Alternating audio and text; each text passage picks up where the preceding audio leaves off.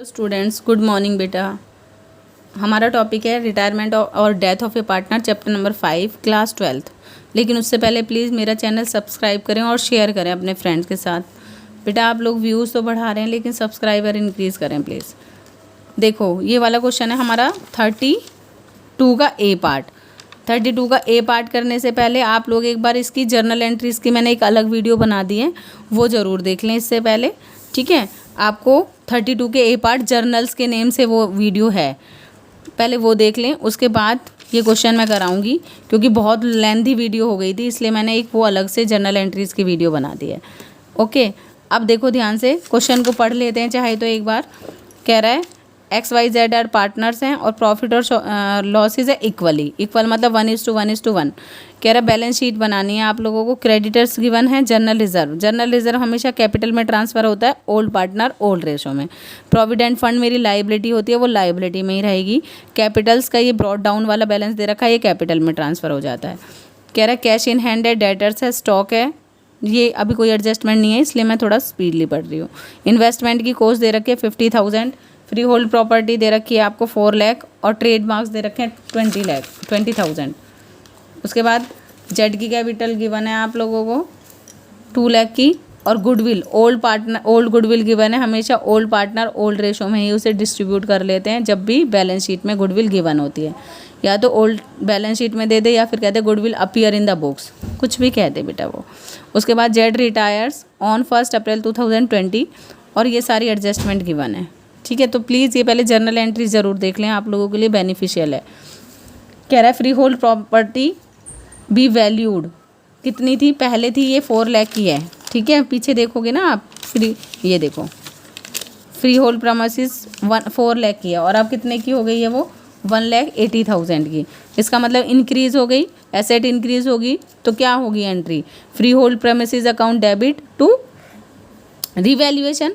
दूसरी बात, मुझे क्योंकि प्रॉफिट हो रहा है, प्रॉफिट ऑलवेज क्रेडिट, तो रिवैल्यूएशन के इस साइड आ जाएगा by free hold premises 1,80,000। Investment की वैल्यू 47 है और पहले थी 50,000, यहाँ पर देखोगे आप 50 है अब 47। इसका मतलब इन्वेस्टमेंट डिक्रीज़ हो गई तो इसकी जर्नल एंट्री बनेगी revaluation account debit to investment, क्योंकि एसेट डिक्रीज़ हो रही है इसलिए क्रेडिट, क्योंकि मुझे लॉस होगा तो टू इन्वेस्टमेंट इधर आ जाएगा। क्लियर। स्टॉक की वैल्यू भी कम हो रही है, पहले 1 लाख थी अब 94, तो एंट्री क्या होगी revaluation account debit to stock, क्योंकि डिक्रीज़ हो रही है एसेट और वैसे लॉस हो रहा है तो यहाँ पर आ जाएगा रिवैल्यूएशन के डेबिट साइड। प्रोविज़न जब भी क्रिएट होता है मुझे लॉस होता है क्योंकि ये मेरी लाइबिलिटी होती है, तो प्रोविज़न है ना, डाउटफुल डेटर्स हैं 1 लाख रुपये, 2 लाख रुपीज़ के डेटर है मेरे, ये रहे, उसका 5% करोगे तो 10,000 का प्रोविज़न क्रिएट हो गया। तो अगर इसकी जर्नल एंट्री सोचते हैं तो इसकी जर्नल एंट्रियाँ सोचोगे तो आप क्या होगा, प्रोविज़न क्रिएट होगा तो revaluation account debit to provision for doubtful debtors, क्योंकि मेरी लाइबिलिटी है इसलिए क्रेडिट हो जाएगी, इंक्रीज़ होगी तो क्रेडिट। और इस हिसाब से अगर मैं रिवैल्यूएशन के पॉइंट ऑफ व्यू से सोचूं, क्योंकि मुझे लॉस होगा इसलिए डेबिट साइड। ट्रेडमार्क्स भी वैल्यूलेस, एसेट डिक्रीज तो रिवैल्यूएशन टू ट्रेडमार्क्स, क्योंकि एसेट क्रेडिट होगी क्योंकि कम हो रही है, ख़त्म हो गई। लेकिन अगर मैं रिवैल्यूएशन के पॉइंट ऑफ व्यू से, क्योंकि मुझे लॉस हो रहा है इसलिए डेबिट होगा। ये वाली अंडरलाइन कर लो एंट्री को और स्टार लगा लो, बहुत आएगी आपको, मिलती रहेगी ये बार बार। कह रहा है creditors not likely to be claimed, पैसे देने की कोई ज़रूरत नहीं है क्रेडिटर्स को, वो अब क्लेम नहीं करेंगे। कितने 1000 के 12, तो लाइबिलिटी थी, नहीं करेंगे क्लेम तो लाइबिलिटी डिक्रीज तो वो डेबिट होती है। तो अगर इसका मैं जर्नल एंट्री सोचूं तो creditor account debit to revaluation, क्योंकि मुझे प्रॉफिट हो जाएगा, जब क्रेडिटर मुझसे पैसे नहीं मांगेंगे मुझे प्रॉफिट हो जाएगा तो इधर आ जाएगा रिवैल्यूएशन के क्रेडिट साइड। फिर कह रहा है गुडविल है, गुडविल हमें किसके बेसिस पे, एवरेज प्रॉफिट। पहले आप मेरी वो वीडियो देखोगे तो मैंने ये सारा आप लोगों को एक्सप्लेन कर रखा है, एंट्री भी कर रखी है। तो गुडविल कितने की है हमारी, एवरेज प्रॉफिट के बेस पे निकालना है। तो एवरेज प्रॉफिट क्या होता है, टोटल प्रॉफिट अपॉन में नंबर ऑफ़ ईयर। यहाँ पर आप लोगों की गुडविल आ जाएगी, ये एवरेज प्रॉफिट आ जाएगा 1,05,000 डिवाइड बाय 3 करोगे तो 35,000 आ जाएगी। उसमें उसका शेयर निकालोगे और इसकी एंट्री कर दोगे। अभी हम करेंगे तो मैं बता दूँगी।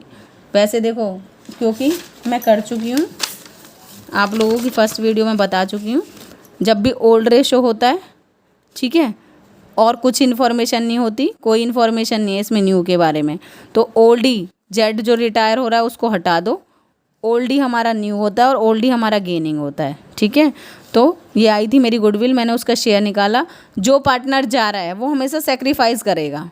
कैसे देख लो, चाहे तो ओल्ड माइनस न्यू कर लो, जेड का कोई शेयर ही नहीं है तो ज़ीरो माइनस न्यू कोई नहीं है ना, न्यू ज़ीरो माइनस 1/3, तो माइनस के 1/3 आ जाएगा और गेनिंग का फॉर्मूला लगाओगे और माइनस की डिजिट आएगी तो वो सेक्रीफाइस होगी।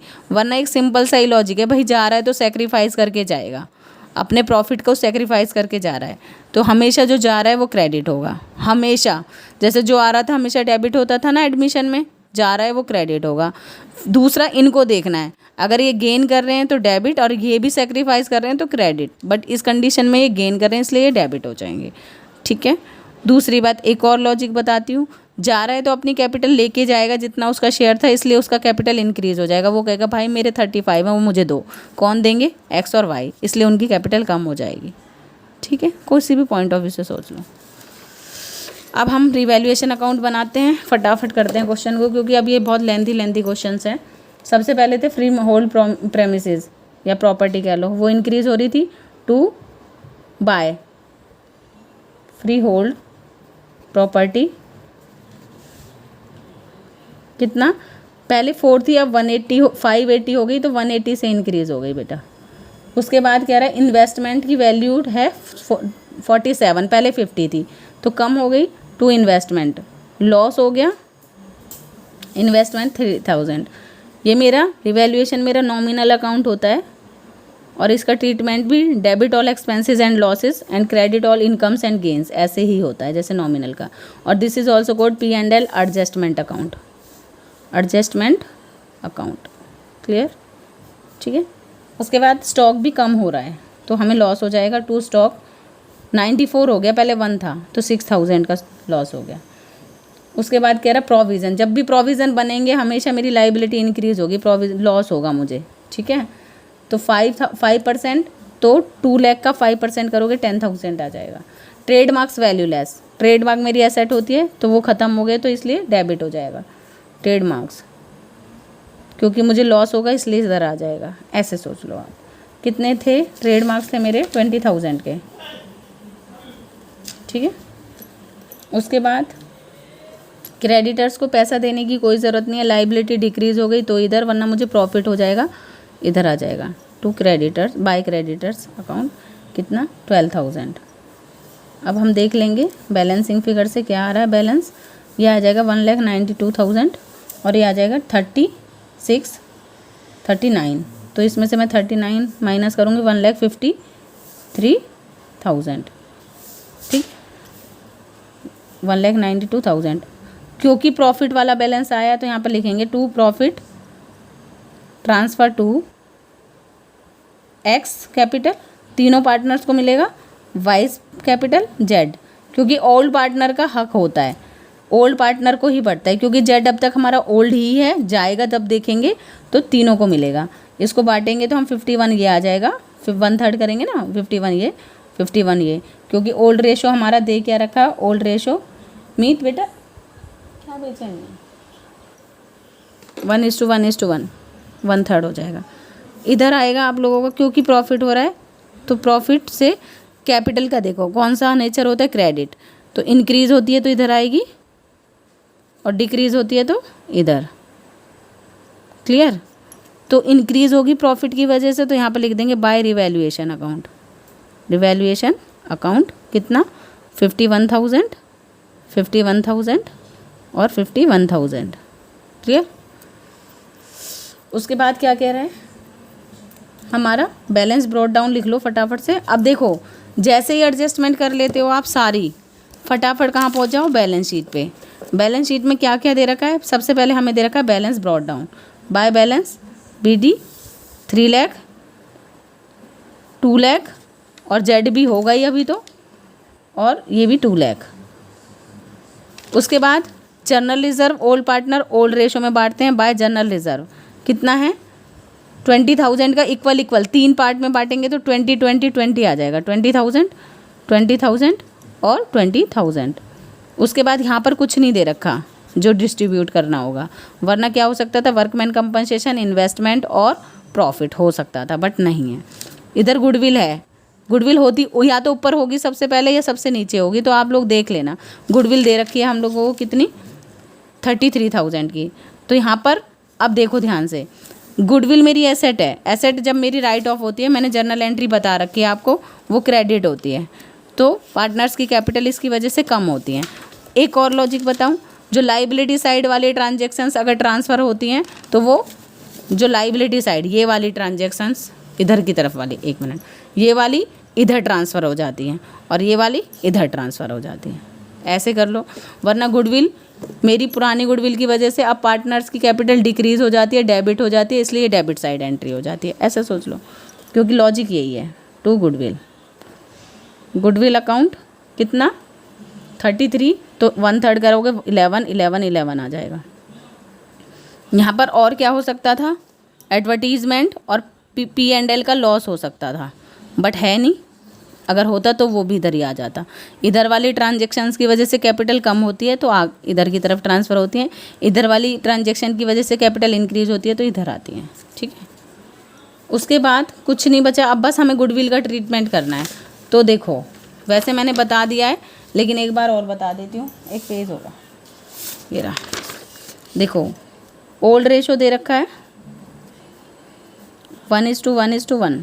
न्यू के बारे में कोई इन्फॉर्मेशन नहीं है, न्यू रेशो के बारे में कोई इन्फॉर्मेशन नहीं है, तो ओल्ड रेशो ही एक लॉजिक है, ओल्ड ही न्यू होता है, न्यू रेशो, और ओल्ड ही मेरा गेनिंग रेशो होता है। कैसे, देखो दिखाती हूँ अभी। गेनिंग रेशो, जेड रिटायर हो गया, ये एक्स वाई और जेड थे, कोई इन्फॉर्मेशन नहीं है, जेड के को हटा दो, सिर्फ हटा दिया हमने भाई, ये हो गया। अब हमारा न्यू रेशो क्या आ जाएगा, new ratio of X and Y equal to 1:1।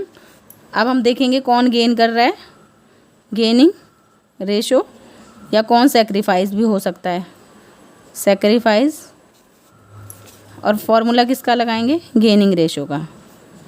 Gaining ratio is equal to new ratio minus old ratio.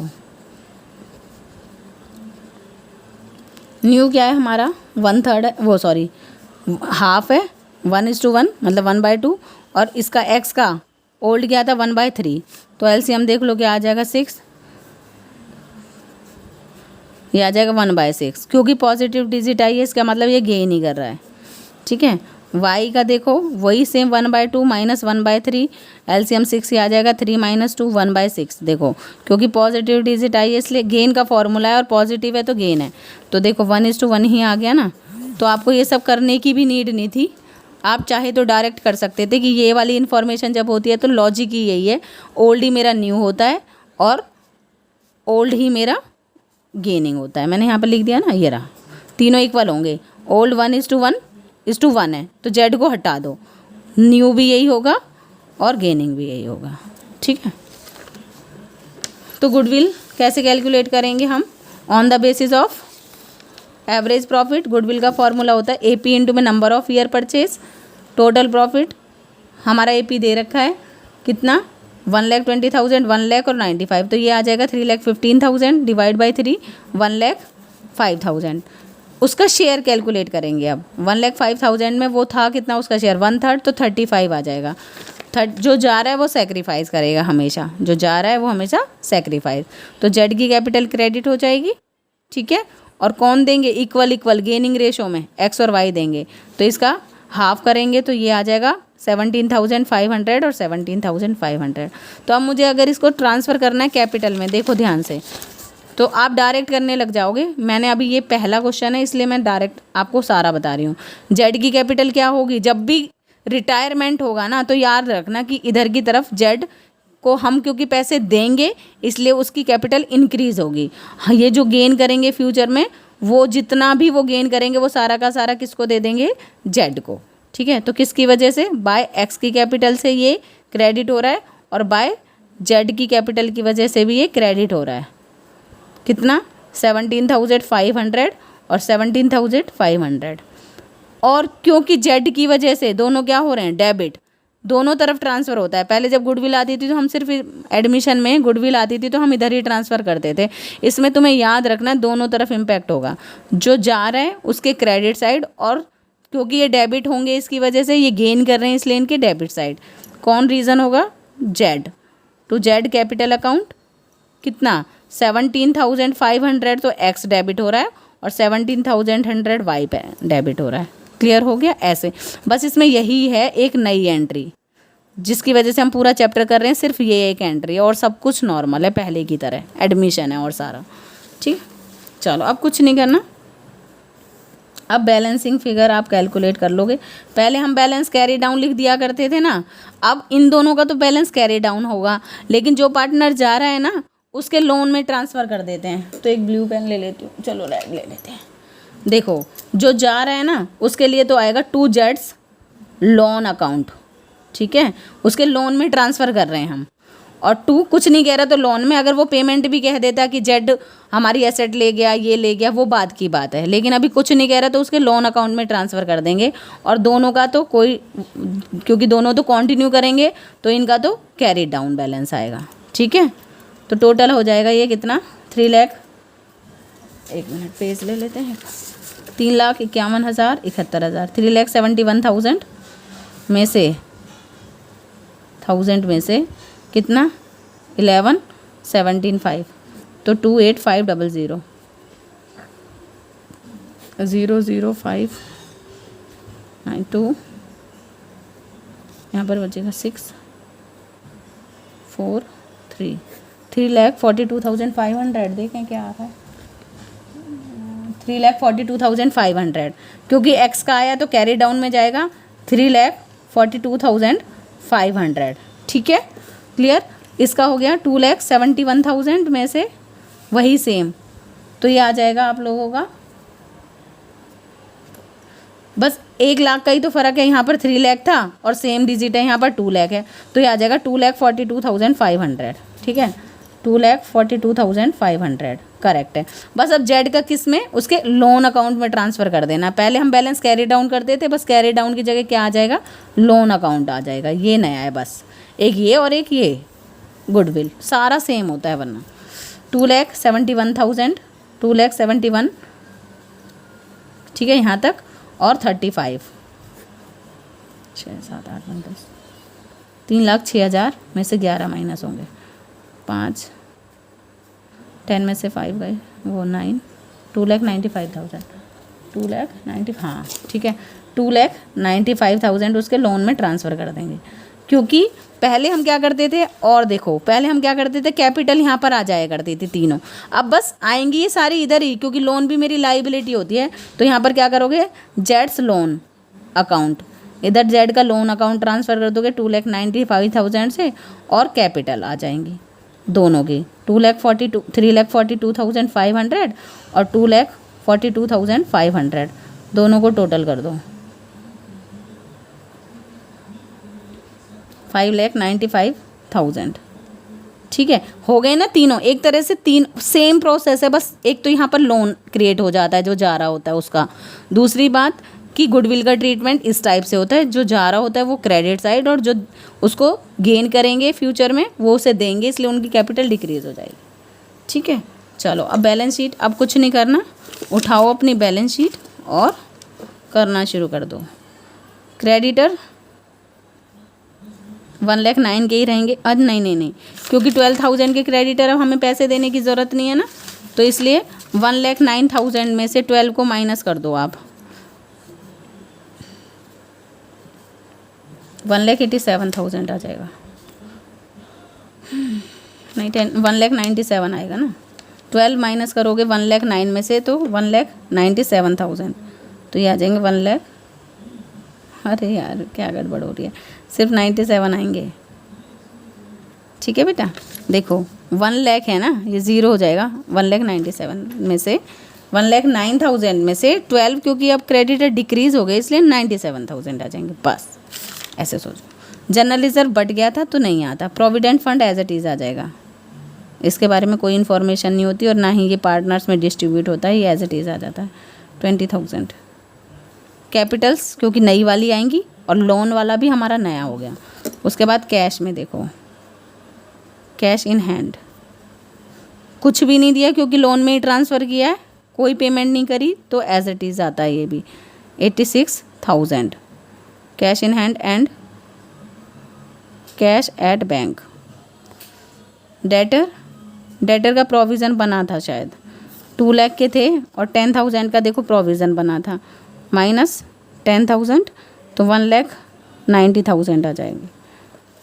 उसके बाद स्टॉक है हमारा, अब स्टॉक रह गया था 96,000 का, ठीक है, क्योंकि देखो यहाँ पर दे रखा होता है स्टॉक 96 का रहेगा और इन्वेस्टमेंट 47 की रहेगी। तो स्टॉक है हमारा 96,000 का। इन्वेस्टमेंट अब हमने कह दिया, इन्वेस्टमेंट कितने की 47 की रहेगी। फ्री होल्ड प्रोमिसेस का भी था, फ्री होल्ड प्रॉपर्टी कह लो, प्रोमिसेस कह लो, एक एंट्री थी, क्या थी 4 लाख की, अब 5,80,000 का रह गया। ये देखो 580 का हो जाएगा। इसमें एग्जैक्ट वैल्यू आती है और डिवैल्यूएशन में डिफरेंसेस आते हैं। उसके बाद ट्रेडमार्क्स वैल्यू लेस हो गए तो ख़त्म हो गए, यहाँ नहीं आएंगे। उसके बाद गुडविल क्योंकि राइट ऑफ होगी तो यहाँ नहीं आएगी। अब देखो टोटल करते हैं, अगर टोटल आ गया सही तो इसका मतलब हमने कोई गलती नहीं की। 595, 295, 20, 97, 18, 19, 27,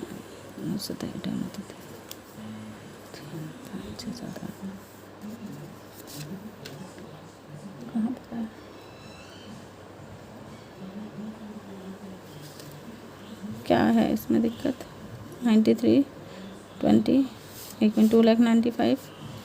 2,95,000 ही था ना, कुछ तो है 95, उसके बाद 97, 1,09,000 में से 12 माइनस होंगे 97, हाँ, और प्रोविडेंट फंड 20 का ही रहेगा। लोन में आए थे हमारे 2,95,000 और इन दोनों की कैपिटल है 342 है ना, 500 और 242 500। एक बार इनका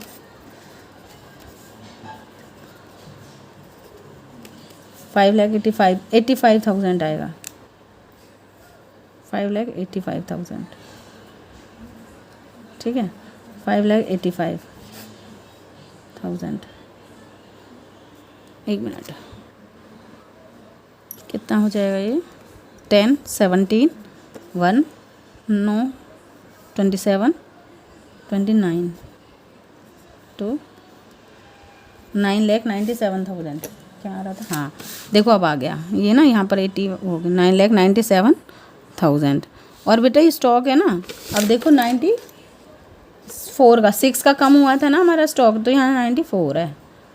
आप देख लोगे, वो तो मेरी बुक उधर थी तो इसलिए थोड़ा हो जाता है। अच्छा अब इनको टोटल करो, 86, 190, 94, 47, 5, 580, यहाँ आ जाएगा 17, 27, ये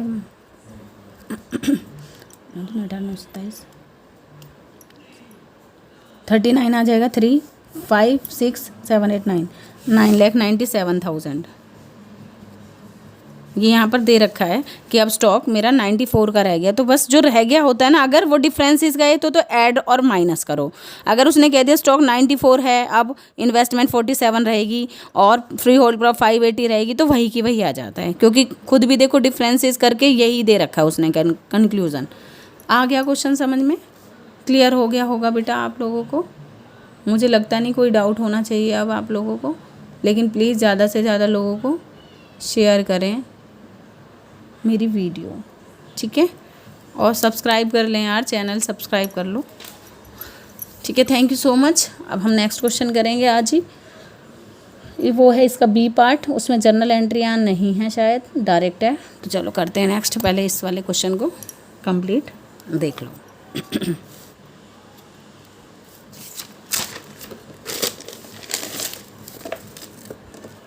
ये है हमारा, पहले मैं लाइंस वगैरह कर लूँ बेटा। ये क्वेश्चन है हमारा 32 का बी पार्ट।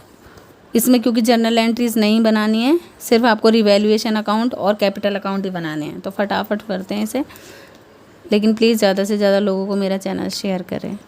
कह रहा है बैलेंस शीट है और उसमें कैपिटल्स है, क्रेडिटर्स गिवन है 20,000 के, आउटस्टैंडिंग एक्सपेंसेस 2,000 के, P&L लॉस अपने काम का है, ओल्ड पार्टनर ओल्ड रेशो अगर कोई इन्फॉर्मेशन गिवन नहीं है तो, बैंक बैलेंस, डेटर्स हैं, प्रोविज़न है हमारा 1,000 का, स्टॉक 35, इन्वेस्टमेंट 12, फिक्स एसेट 50,000 की। ठीक है, उसके बाद क्या कह रहा है, फिक्स एसेट भी reduced by 10%। Fix asset reduce हो जानी चाहिए, मतलब एसेट डिक्रीज। एसेट डिक्रीज होगी तो जनरल एंट्री क्या होगी, revaluation to fix asset. Decrease होगी तो क्रेडिट हो जाएगी ना, और क्योंकि मुझे लॉस होगा तो रिवैल्यूएशन के कौन सी साइड जाएगा, डेबिट साइड। 10% कर लोगे तो 5,000 आ जाएगा।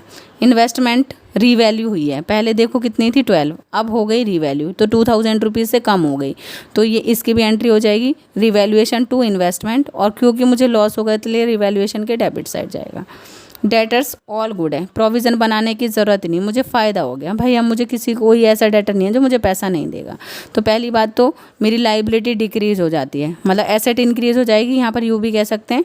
लेकिन क्योंकि मेरे ऑल डेटर्स गुड हैं तो ये किधर की तरफ आ जाएगा, आप लोगों का प्रॉफिट होगा रिवैल्यूएशन की क्रेडिट साइड, और इसकी जर्नल एंट्री क्या हो जाएगी हमारी, सबसे पहले provision for doubtful debtors account debit to revaluation, क्योंकि प्रोविज़न की कोई नीड नहीं है अब। Outstanding expenses increase by 600।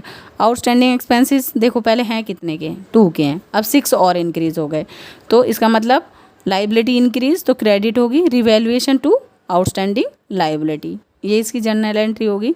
Revaluation के पॉइंट ऑफ व्यू से सोचूं, क्योंकि मुझे लॉस होगा इसलिए डेबिट साइड।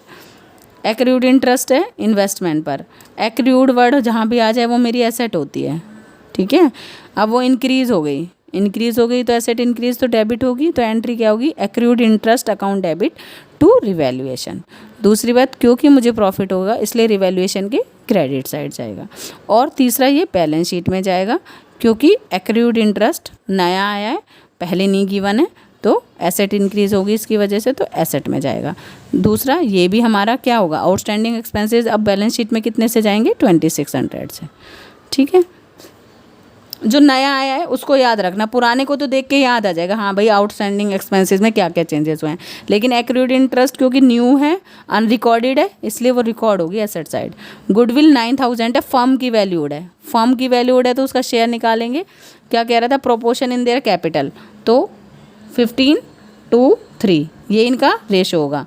जो जा रहा है उसका शेयर कैलकुलेट कर लेंगे, और क्योंकि नए के बारे में कोई इन्फॉर्मेशन नहीं दे रखी है तो एक लॉजिक याद रखो, ओल्ड ही न्यू और न्यू हुई ओल्ड ही गेन, मतलब तीनों एक ही होंगे। कौन जा रहा था, देखो कौन जा रहा है, सी जा रहा है, तो 3:2 ही इसका न्यू रेशो होगा और 3:2 ही इसका गेनिंग रेशो आएगा।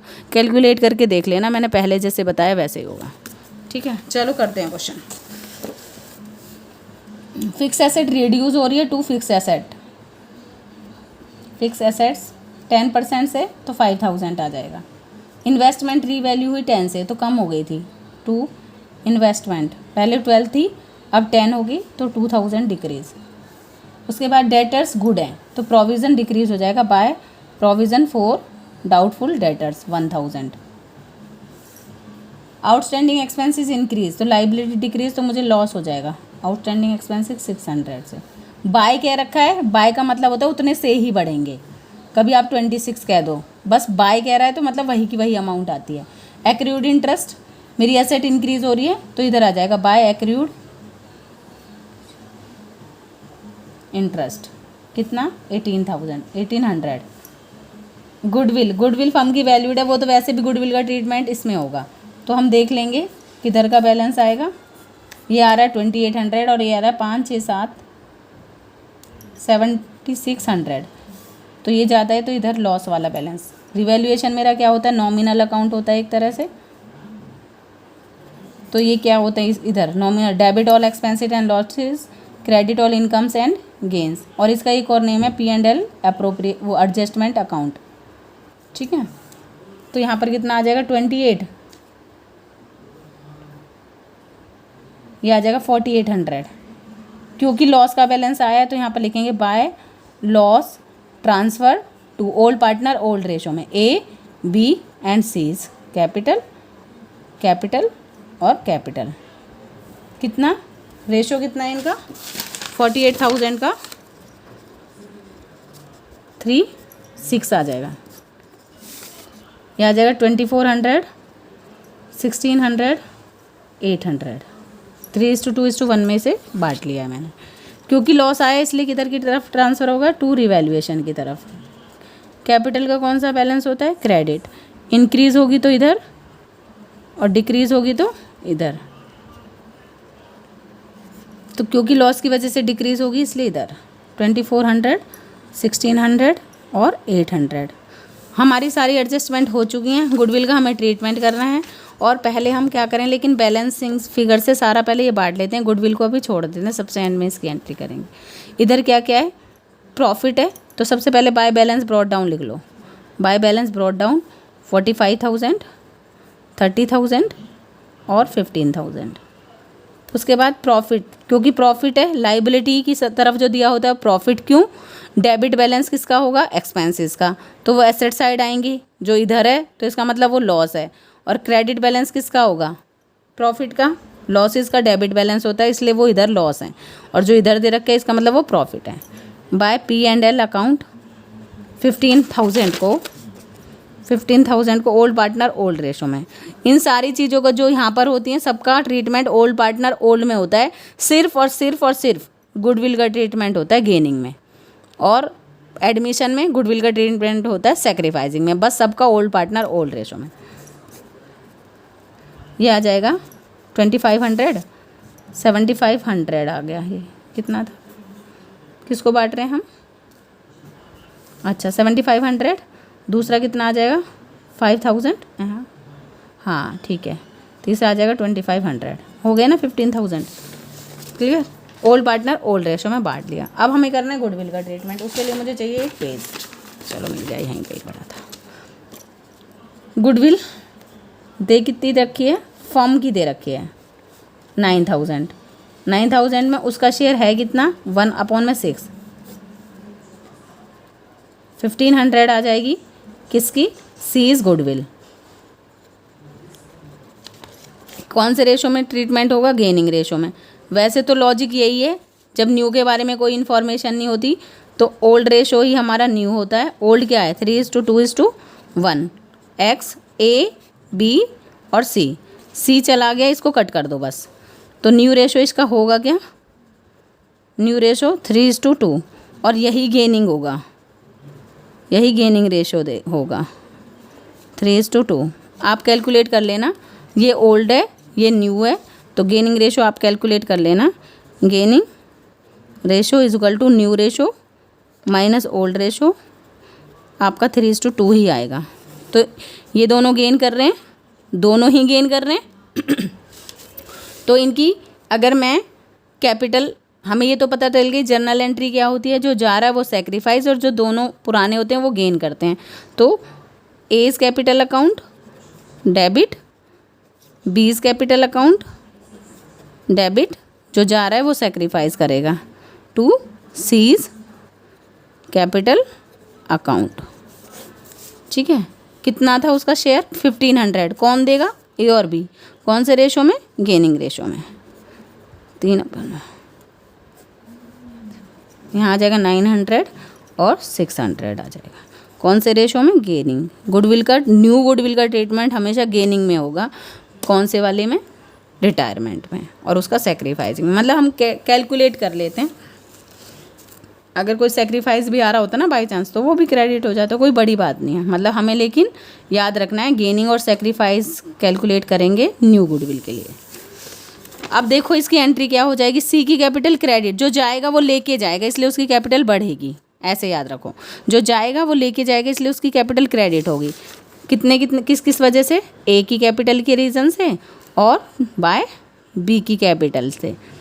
कैपिटल अकाउंट कितना? इसकी वजह से 900, इसकी वजह से 600। सी की वजह से ये दोनों डेबिट हो रहे हैं, है ना? तो यहाँ पर आ जाएगा 2 सीज कैपिटल कितना? ये 900 से डेबिट हो रहा था, ये 6। बस इसके लिए नया यही वाली एंट्री है, गुडविल वाला ट्रीटमेंट। दूसरा एक और चीज़ क्या नहीं है, जो उसके लोन अकाउंट में ट्रांसफ़र, इसका पहले हम कैरी डाउन कर देते थे बैलेंस को, लेकिन अब सी को दे रहे हैं पैसे तो उसके लोन अकाउंट में ट्रांसफ़र कर देते हैं, सी इज़ लोन अकाउंट। जब तक अगर वो नहीं कहते ना पेमेंट की है तो उसके लोन में ट्रांसफ़र कर देते हैं। कभी कभी ऐसा भी होगा सी कोई एसेट लेके चला जाएगा, वो बात की बात है, लेकिन अभी कुछ नहीं कह रहे तो उसके लोन अकाउंट में ट्रांसफ़र करेंगे और दोनों पुरानों का बैलेंस कैरी डाउन आ जाएगा, सी डी। ठीक है,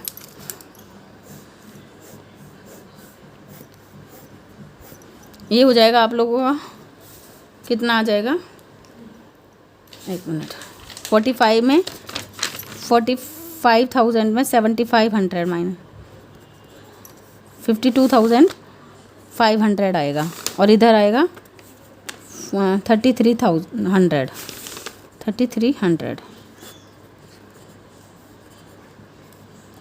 90 49, देखो यही आ रहा है 49,200। तो ये कैरी डाउन है क्योंकि एक्स का अभी हमने एक ही कैलकुलेट करा है 49,200। इसका बैलेंस आ जाएगा 35 में से 100 में से 22 करेंगे माइनस 35,000 में से 35,000 में से 2200 माइनस करेंगे 32,800, ये रहा 32,800। सी का उसके लोन में ट्रांसफ़र करेंगे इसलिए यहाँ पर आएगा इसका बैलेंस 15,000। क्या क्या है ये भी 1,500 है, 19,000 तो इधर का आ जाएगा और इसमें से 800 अगर मैं माइनस करूँगी 18,200, देखो 18,200 उसके लोन में ट्रांसफ़र हो जाएंगे। क्लियर हो गया, ये बात याद रखनी है बस, वरना पहले क्या होता था कैरी डाउन में ही होता था सब कुछ। ये क्लियर हो गया तो यहाँ पर लिख लो टोटल कितना आया था मेरा 52,500, 35,000 और इधर आया था 19,000।